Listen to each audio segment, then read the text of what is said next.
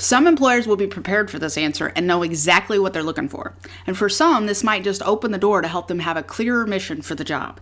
Either way, it's a win because it's helping you understand the boundaries and it's helping the employer set them.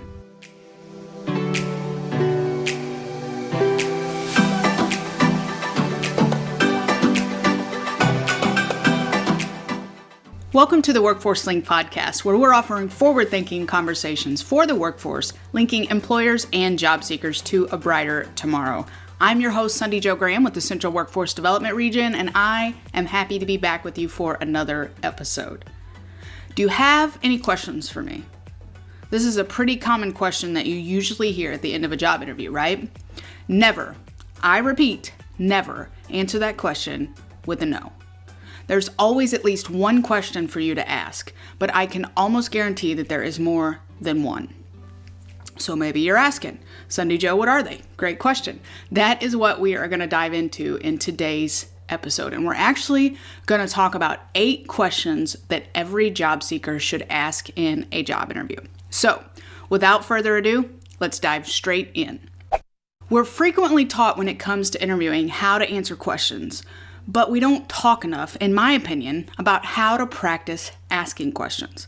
So I've talked to various hiring managers in different industries, and many of them tell me that you would be surprised by the number of interviewees who don't ask questions.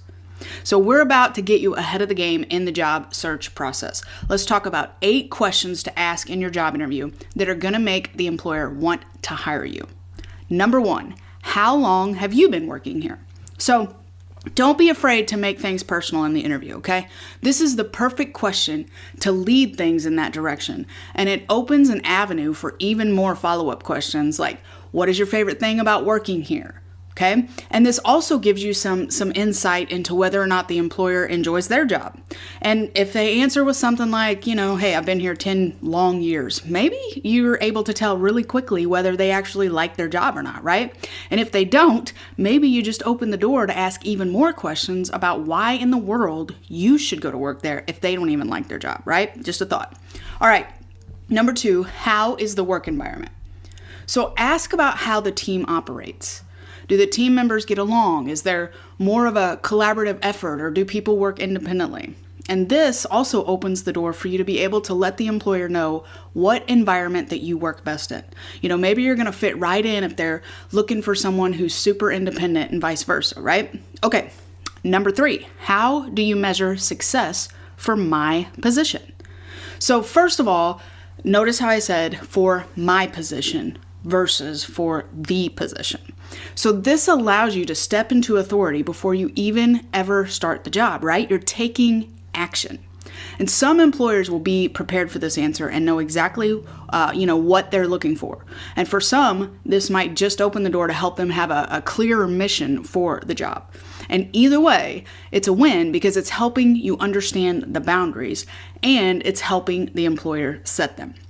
And this also opens the door for other questions like, what qualities do you look for in this position? Or, what metrics do you use to measure success? Things like that.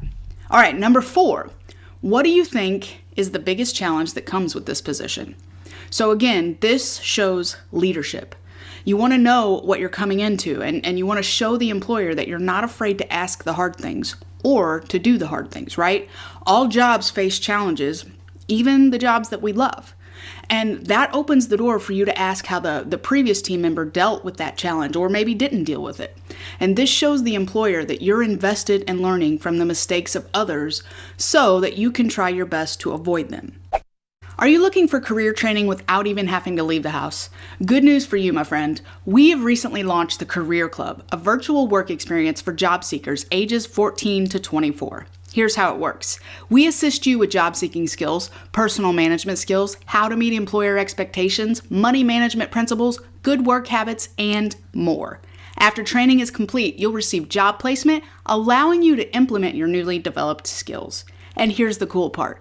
You get paid while you learn. That's right. You'll receive $13 an hour while participating in the virtual training, with possible transition to a higher wage upon job placement. This, my friend, is an exciting opportunity to earn while you learn. To sign up or learn more, visit cwdregion.com/career club. That's cwdregion.com/career club. Okay, number 5. Are there any additional roles that I'll take on that we haven't talked about yet? So this is important, maybe because, more so today in the workforce because of the lack of workforce, right? Many of us are taking on dual roles, which is absolutely okay if you know what you're getting into. So I'm part of a really small team, and many of us take on extra responsibilities to help the other out, but we're never really surprised by it. And our executive director and leader shared with the whole team ahead of time that, this might be something that we have to do. Well, none of us mind it because we want the organization to be the healthiest it can be. And we serve under a great leader who helps us to succeed, and that makes all the difference. So don't be afraid to ask what possible additional responsibilities you might have to take on. Let the employer know that you're not afraid to take on extra responsibilities, but you'd like to know what you're getting into. And if you know it ahead of time, depending on your personality and what season of life you're in, taking on extra duties might just be something that you're not ready for, that you can't do in that season. And that's not a bad thing. You know what you can do and you know what you can't do, okay? All right, number 6, what are the company's values?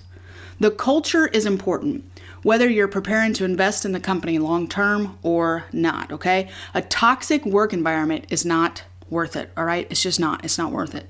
If the company doesn't know its values, perhaps this might cause the employer to actually do some digging and decide, hey, maybe we need some. And I'm not saying don't go to work there if they don't have them, right? But be careful and don't be afraid to have a conversation about it. And also, don't be afraid to ask what steps are in place to ensure these values are upheld. Again, how the employer answers that matters, okay? So 2 examples of company values that I actually admire are at Full Focus, which is a company located in Nashville. So you've heard me talk about them before. I've referenced the Full Focus planner that I use. And they have specific values, and they expect everyone on their team to adhere to those values. The values are unyielding integrity, prioritizing people, enthusiastic contribution, racial diversity, total ownership, intentional margin, relentless wow, and continuous growth. So that's probably why they were named one of Inc.'s best workplaces for 5 years in a row, from 2017 to 2021. I have no doubt they'll probably be named this year too. They've also appeared on the Inc. 5000 list of fastest growing private companies in 3 of the last 4 years. So another company that represents us well is Joyce Meyer Ministries in St. Louis. Their values are simple, yet they're powerful. Excellence, faith, love, unity, and integrity. And they've been selected best places to work by the St. Louis Business Journal multiple times. So notice that both organizations, though in different fields of work, make an effort to walk in excellence and integrity. Company values matter, so don't be afraid to have a conversation about them, okay? And I want to throw this in real quick before we move on to step 7. We did a previous episode 26, on the 5 red flags to avoid in a job interview.